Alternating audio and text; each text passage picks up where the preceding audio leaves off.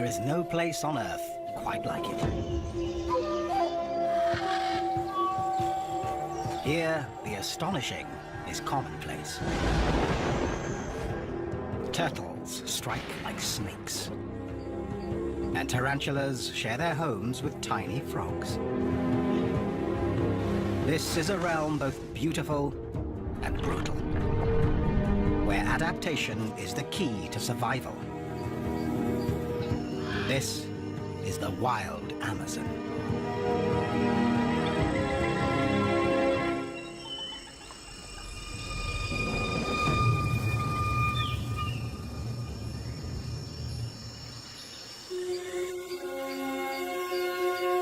The Amazon River Basin. By any measure, it's one of the greatest natural habitats on Earth. The world's largest rainforest is watered by the world's mightiest river. It's home to the greatest diversity of living things anywhere. And dozens are still discovered every year.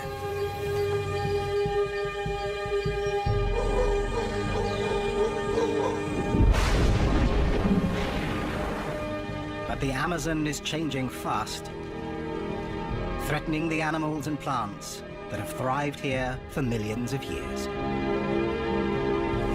Their future hangs in the balance.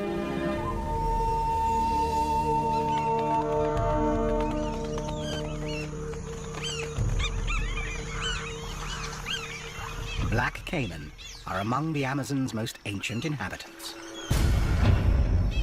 These living fossils have remained almost unchanged since the time of dinosaurs.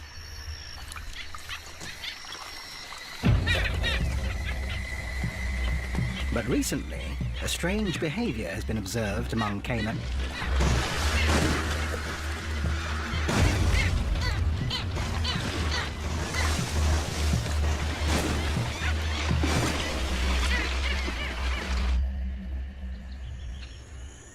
It happens during the dry season. Between June and October, when rain falls only a few days a month, giving the Amazon a chance to dry out. River levels drop, leaving shallow pools along the edges of waterways.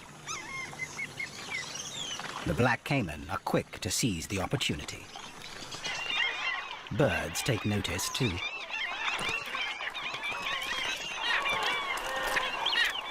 Black skimmers move inland from the coast,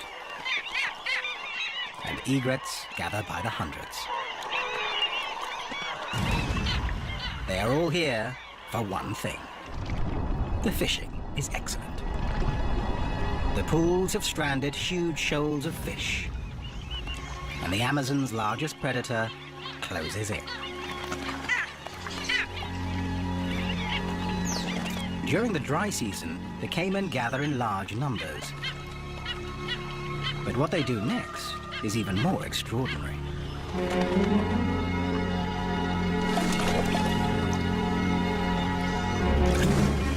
This strange behavior is still not fully understood.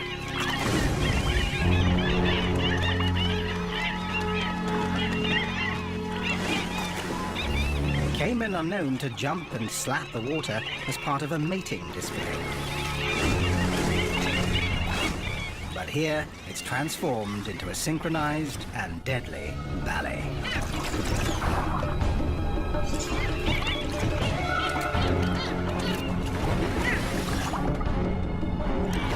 The caiman appear to be working in a pack to round up their prey.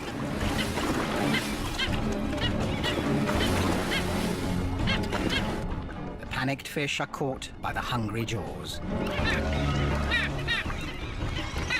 Those that escape are picked off by the egrets probing the shallows, and skimmers targeting the surface. The fish don't stand a chance.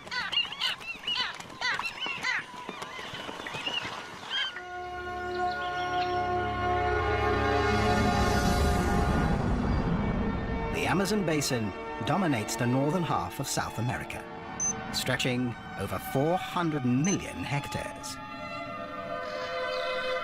Weaving through this hothouse of weird and wonderful life, is the Amazon River itself, flowing for more than 6,000 kilometers.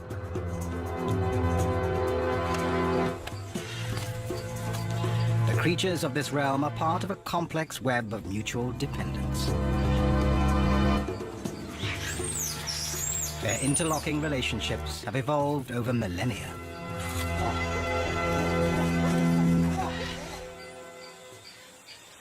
One of the strangest and most mysterious involves a very small frog and a very large spider. It is behavior rarely seen before. This dotted humming frog lives on the forest floor, a dangerous place, full of potential predators, including this burrowing tarantula spider.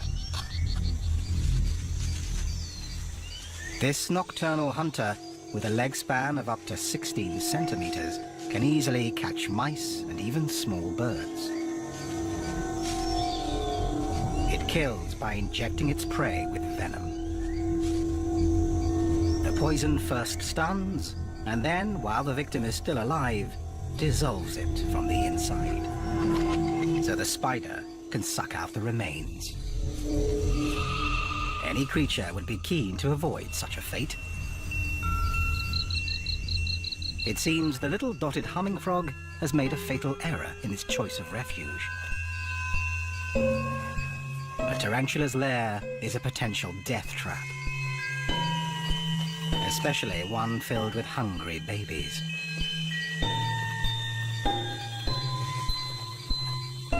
For the frog, the outcome cannot be good.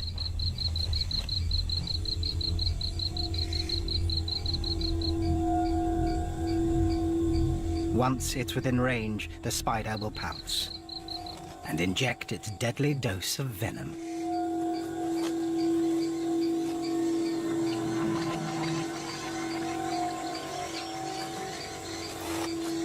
But not this time.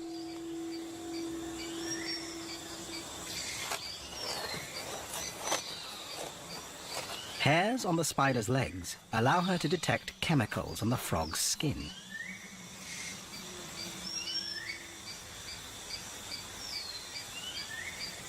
Perhaps she senses that the frog would make a dangerous meal.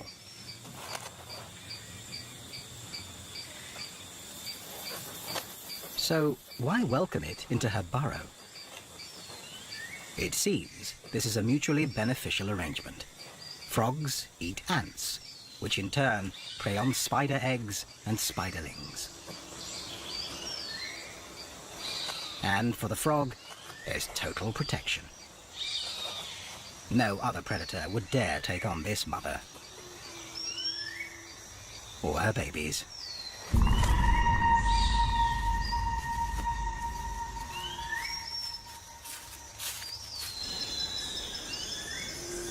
Nearby, another remarkable story of cooperation and adaptation is unfolding. It involves a tree, a bee, and a razor-toothed rodent. A forest plant and two animals earn South American economies millions of dollars a year by doing what comes naturally. Brazil nuts really do come from Brazil, and most grow wild in the Amazon. But they depend on pollinators that have evolved with the necessary skills. The Brazil nut tree's pale, fleshy flowers have tightly wrapped petals. Prying them apart to reach the nectar inside takes a lot of muscle. Only the biggest and strongest bees can do it. For its efforts, the bee is rewarded with a sip of nectar.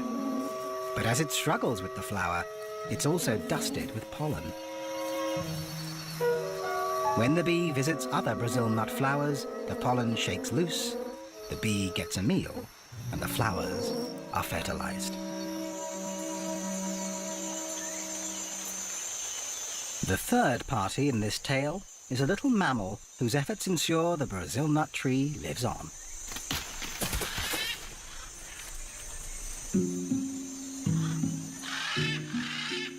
An agouti is one of the few creatures in the rainforest with strong enough teeth to break the outer shell of the seed pod.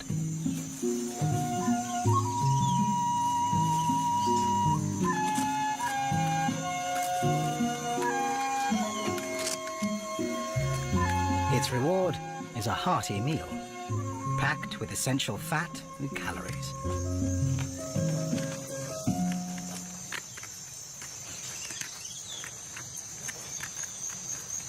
A single pod can contain up to 25 nuts. Way too many for the agouti to eat in one meal.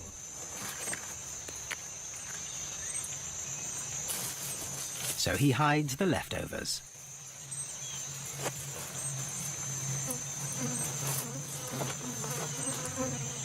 The agouti buries his treasure all over the forest. Some nuts will remain in the ground to germinate and grow into the next generation of Brazil nut trees. Ancient relationships like these are essential to the life of the Amazon. They have made the forest what it is today. But can they endure as the forest changes around them? Much of the Amazon basin lies in Brazil, where deforestation is a major problem. Trees are being burned to clear land for farming and cut down to meet the demand for lumber. Up to 80% of the logging is illegal. Now the forest may have a fighting chance with the help of an armed task force. The government has declared war on the illegal loggers.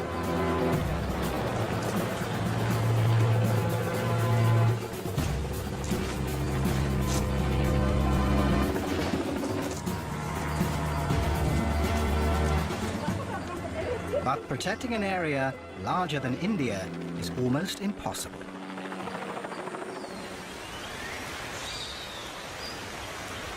Every day, the Amazon still loses 19 square kilometers of forest.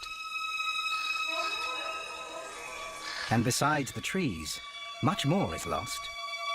A complex living community filled with undiscovered secrets that could benefit all mankind. Among its other wonders, the Amazon is the world's medicine chest.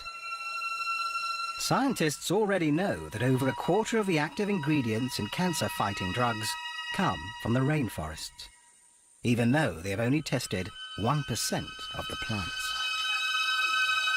Some plants are packed with deadly compounds. They're the source for poisons like cyanide and addictive drugs like nicotine and cocaine. Countless other plants use poisons as chemical defenses. Unripe forest fruits are bitter, toxic, and normally indigestible. But macaws have little to eat during the dry season. They use their strong beaks and agile claws to extract whatever nourishment they can.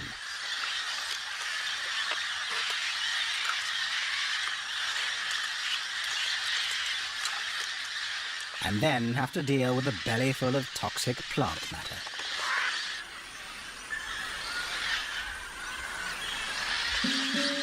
Like other parrots, they have found a solution.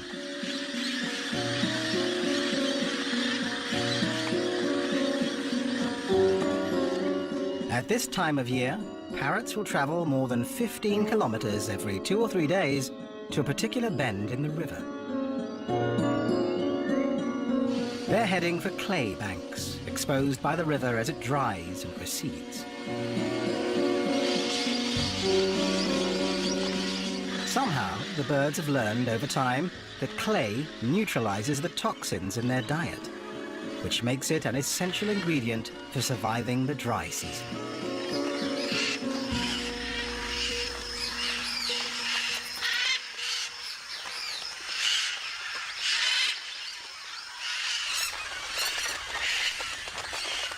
The cliffs also provide the perfect place to meet and greet others of their kind. Macaws are the largest and one of the most beautiful parrots in the world. In South America, there are 17 different species, all with stunning and brilliant plumage.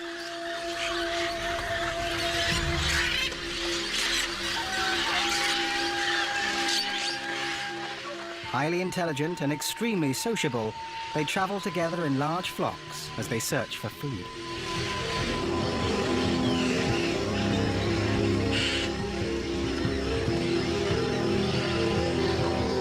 They carry on a seemingly endless conversation of loud squawks. Socializing is more than a way to pass the time. It's a chance to find a mate.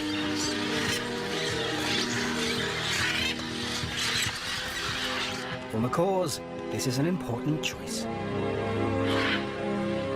They mate for life. A faithful partnership that can last for 50 years. Macaws aren't the only creatures that must deal with plants that are poisonous, tasteless, or just difficult to eat. It's a common problem here, the plant's defense against voracious vegetarians. But few creatures are as ingenious as the Amazon's most numerous inhabitants. Ants. The leaf-cutter ants have been hard at work here for over 50 million years.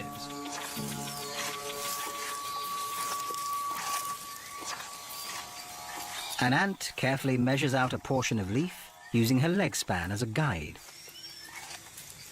Then she removes the piece using jaws that vibrate 1,000 times a second.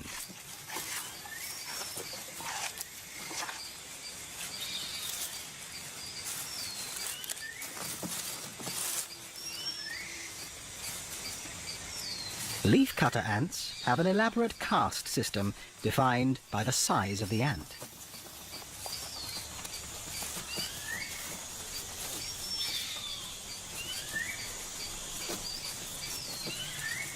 The largest are the soldiers, who stand ready to defend the long lines of medium-sized foragers as they carry the leaf sections back to the nest. The foragers lift loads up to 20 times their own weight, the equivalent of a human carrying a small car. Smaller ants act as additional guardians for the workers, ever vigilant, even when they're hitching a ride.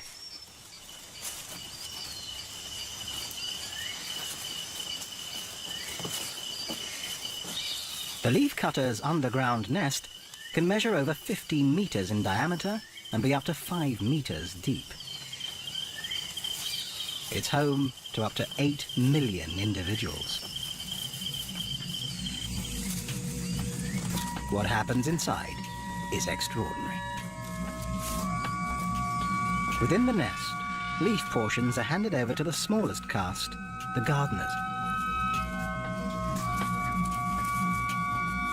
They chew the leaves into a sticky mass and store it in special chambers.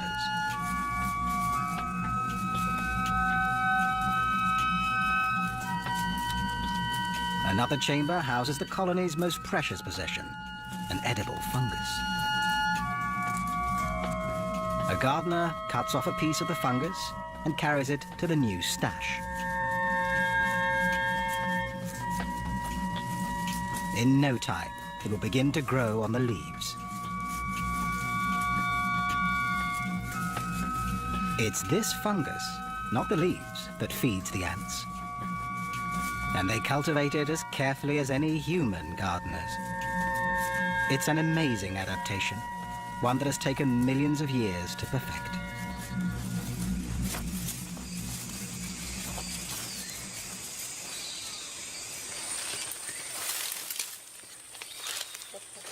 Unlike the leaf-cutter ants beneath their feet, the Mates people have never relied on gardening.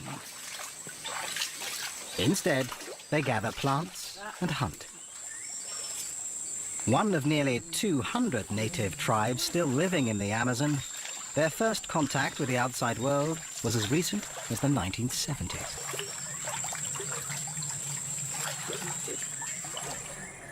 Since then, an estimated third of their population have been wiped out by Western diseases. And the survivors now live in the protection of a national park.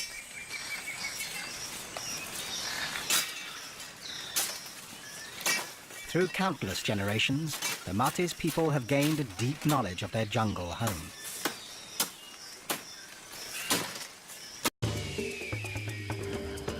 This show was created for you and your family to watch together. Welcome to Nat Geo Wild.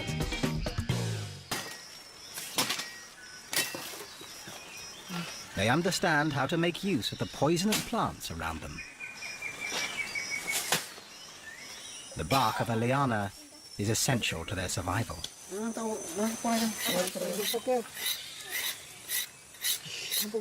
Boiled down to a paste, it becomes a powerful nerve toxin known as curare.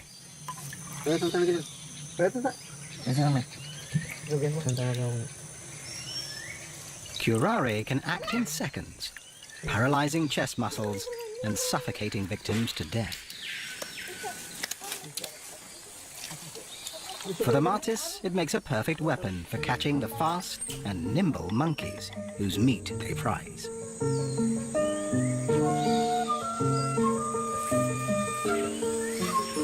All of South America's primates dwell in the forest canopy, rarely venturing down to the ground. Most eat whatever they come across, from fruit and flowers to insects and sap.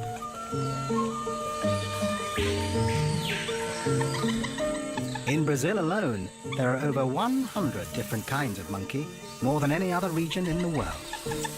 And 9 new species have been discovered in the last decade.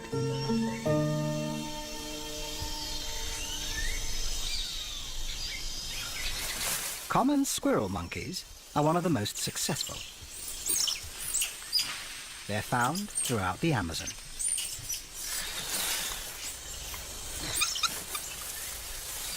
Squirrel monkeys grow up fast, and by 10 months, they've left their mothers. But for a young, inexperienced monkey, life is precarious.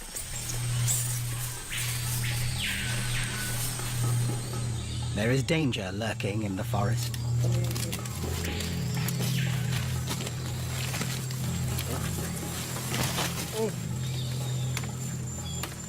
The martis tribesmen are on a monkey hunt.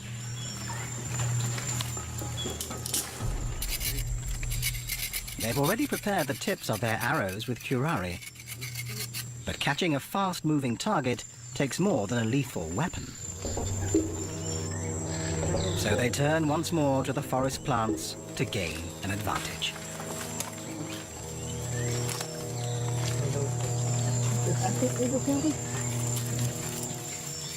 They concoct a solution, mixing ebony plant in a little water.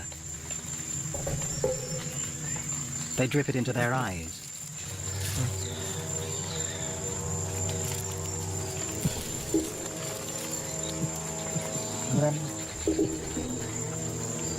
The procedure is excruciatingly painful.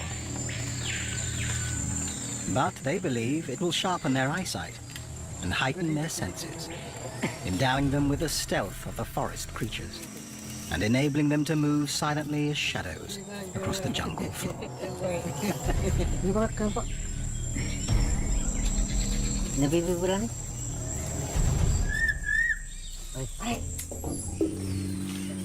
Armed and ready, they head into the forest.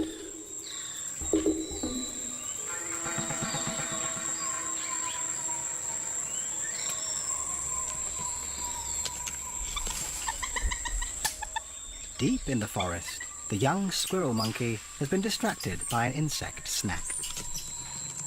He's fallen behind the rest of the troop.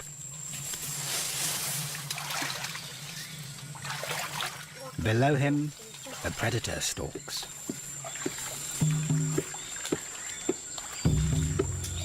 The martis hunters are on his tail. His speed and agility make him a difficult target. But the hunters are armed with powerful weapons, poison-tipped arrows, plus their deep understanding of the forest. The animal calls perfected by the martis confuse the young monkey.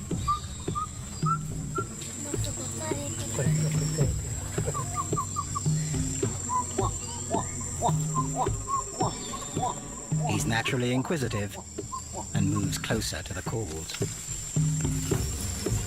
A fatal mistake.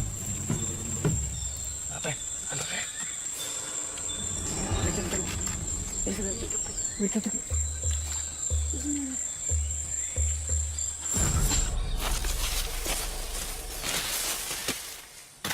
poison brings paralysis within seconds. Life in the Amazon is tough, but the forest provides for all its inhabitants once they master its secrets. But most of the creatures they share the forest with have been here much longer. One of the weirdest has lived here for 3 million years. It lumbers through the undergrowth, a 1-meter-high plant eater, a close relative of the rhino and the horse, with a snout like an elephant's trunk. This is the tapir. It's well equipped for a life of browsing. At over 200 kilos, he's the Amazon's largest herbivore, with a nose finely tuned for sniffing out edible plants. Essential when many other forest plants tend to be tough, toxic, or low in calories. Spending hours wandering through this hostile environment in search of food is hard work for a heavy tapir. But it has to eat huge quantities to produce enough energy to survive.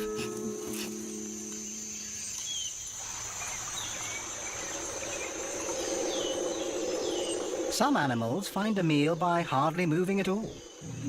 A nearby stream looks peaceful, but appearances are deceiving. Camouflaged body armor is a useful asset for an ambush predator. Hidden in the leaf-littered shallows, it waits patiently for an opportunity.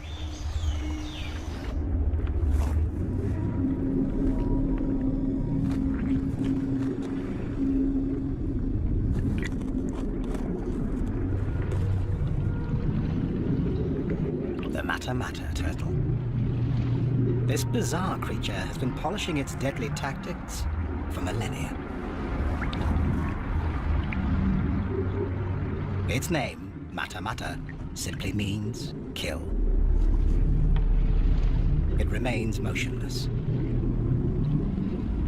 But as a reptile, it must breathe air.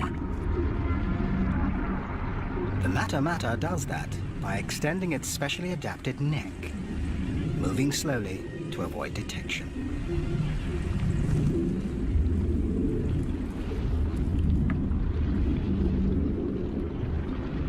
And using its snout as a snorkel.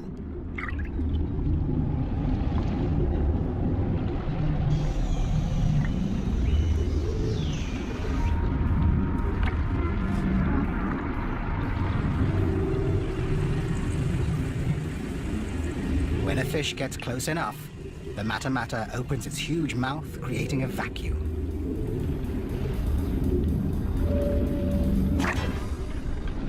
And sucks in its victim faster than the blink of a human eye.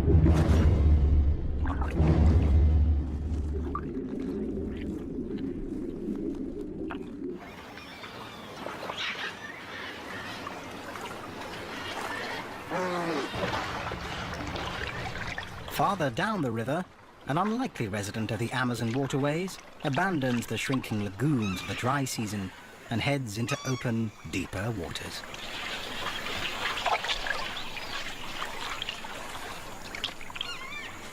This is a male Amazon river dolphin.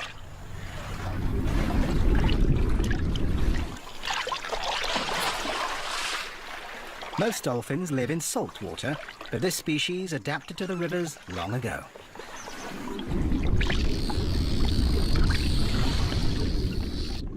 Now the entire basin is his playground.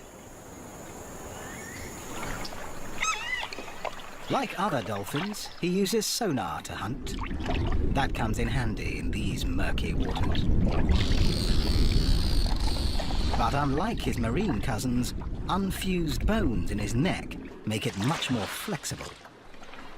A crucial adaptation when he hunts in smaller rivers, often choked with tangled vegetation and tree roots.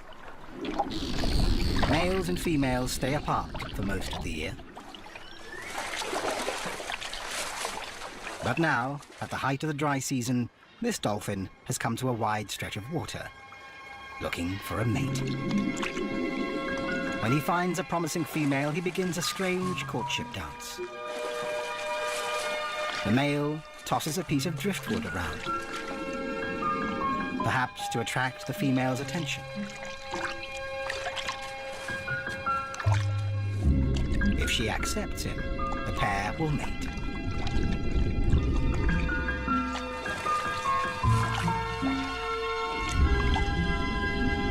The female will move into small lakes and lagoons nearby. Quieter backwaters that will provide food and shelter as she awaits the arrival of her single calf.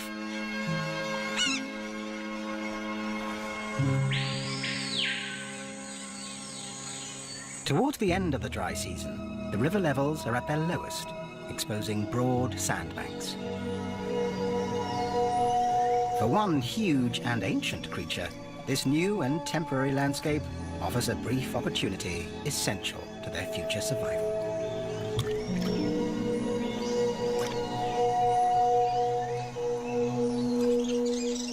Female giant Amazon river turtles are on the move.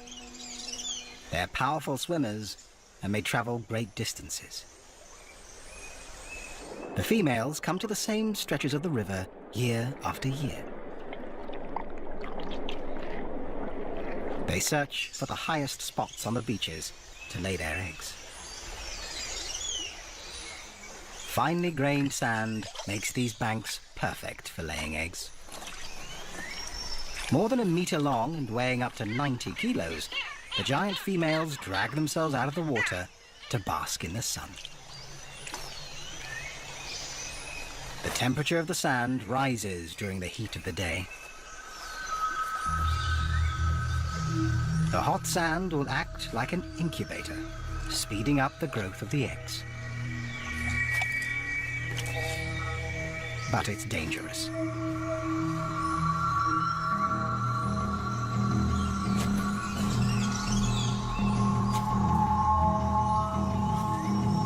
The Amazon's top predator is on the prowl. With one of the strongest bites of all big cats, a jaguar can easily puncture a turtle's shell. The females retreat to the safety of the water. The jaguar can wait, but the turtle's clock is ticking.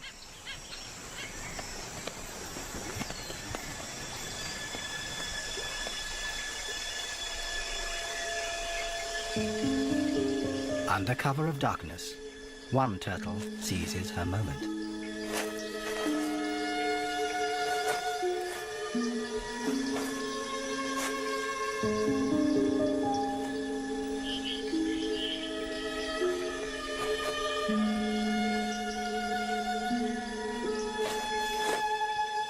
Once the hole is dug, she lays her eggs and covers them gently with sand. If all goes well, they will hatch in 6 weeks. Her timing is crucial, and there is little margin for error.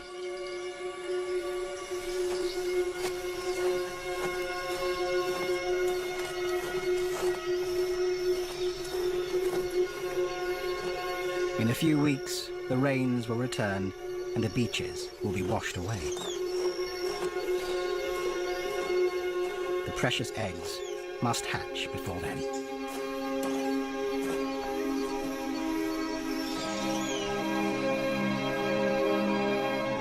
It's a precise timetable, and the turtles have followed it for countless generations.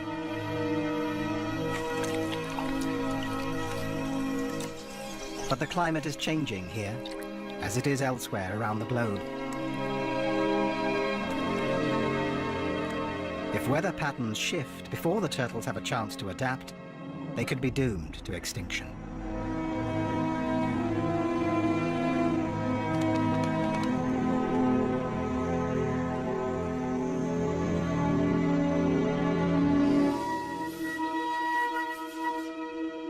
Another river dweller faces a similar climate crisis, the giant river otter.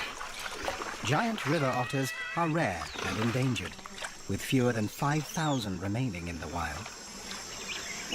They're the largest of their kind, measuring up to 2 meters long. This family group has 10 members, headed up by Mum and Dad. They're highly social and constantly check in with each other using a variety of vocalizations. Their communication involves a complex system of sounds, scents, and postures.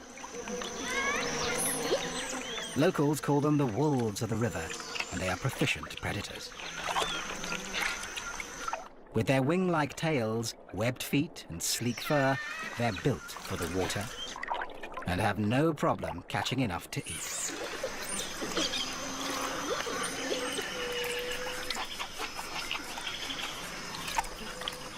Each otter feeds on up to 4 kilos of fish a day.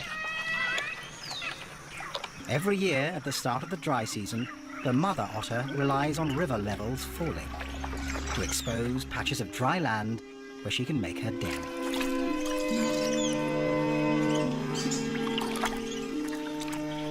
These quiet backwaters provide a perfect place for young otters to learn and play. 14 weeks old, and the pups are still mastering the skills they'll need to survive. But it's a race against time. The rains are about to return, and the den will flood.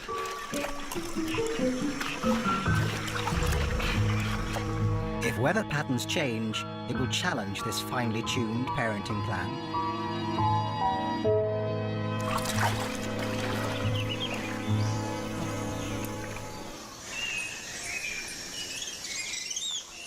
One creature may be better equipped to deal with climate change. It's the world's largest freshwater fish.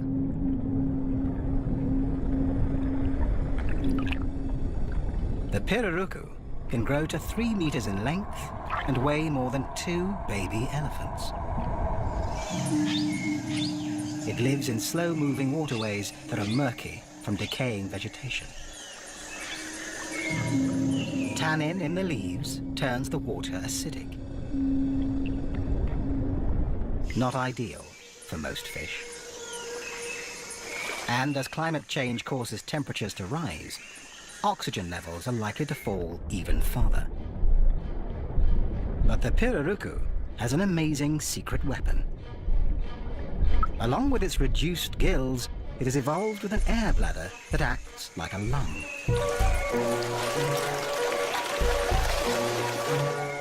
The pirarucu rises to the surface for a gulp of air, taking in oxygen through its mouth. It is uniquely adapted to exploit areas avoided by other large fish. And the low oxygen levels render its smaller neighbors sluggish, making them easy targets.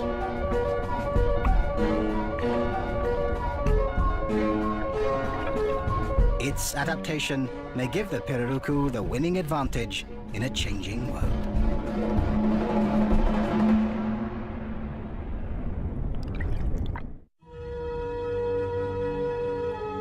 Logging in the Amazon is turning stretches of forest into islands of isolated vegetation. Every species will have to be able to move or adapt in order to survive. And not all creatures are mobile.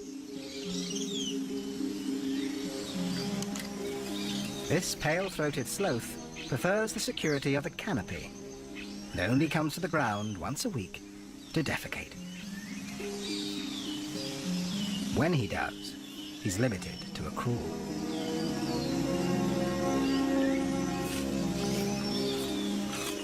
The sloth lives solely on leaves, a low-calorie diet that provides little energy and is difficult to process.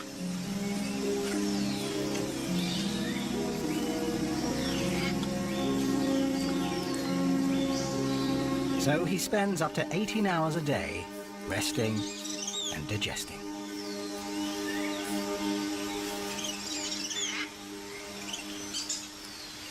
This sedentary lifestyle explains how the sloth got his name and his reputation for being lazy.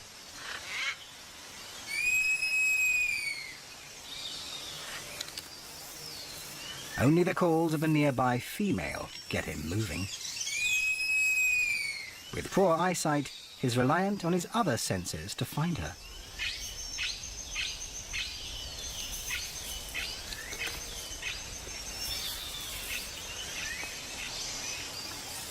Her lichen-covered fur makes her even harder to spot among the branches. It's also a cozy bed for her 3-month-old baby boy. He still relies on his mother for food and protection. It will be another 5 months before he's on his own.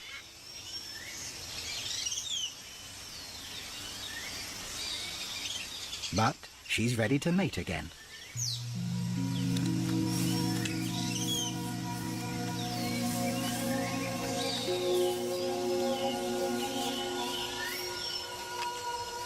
Sloth courtship is slow and graceful.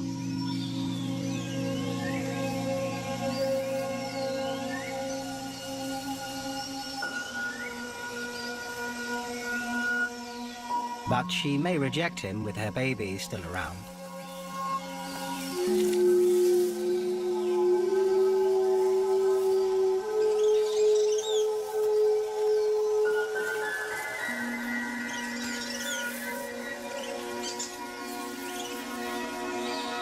If these sloths mate successfully, the female will give birth in about 6 months, by which time her son will be independent. But what kind of future does he face?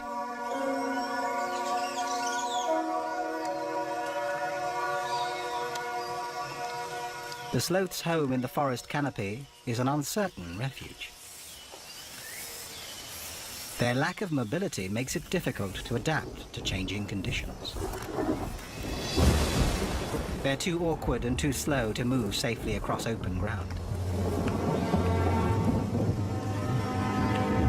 As the forest becomes more fragmented, they could be doomed to extinction.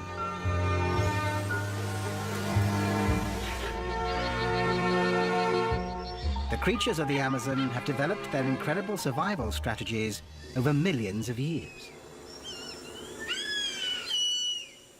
If conditions here change too rapidly because of a warming climate or a disappearing forest, many will be unable to adapt.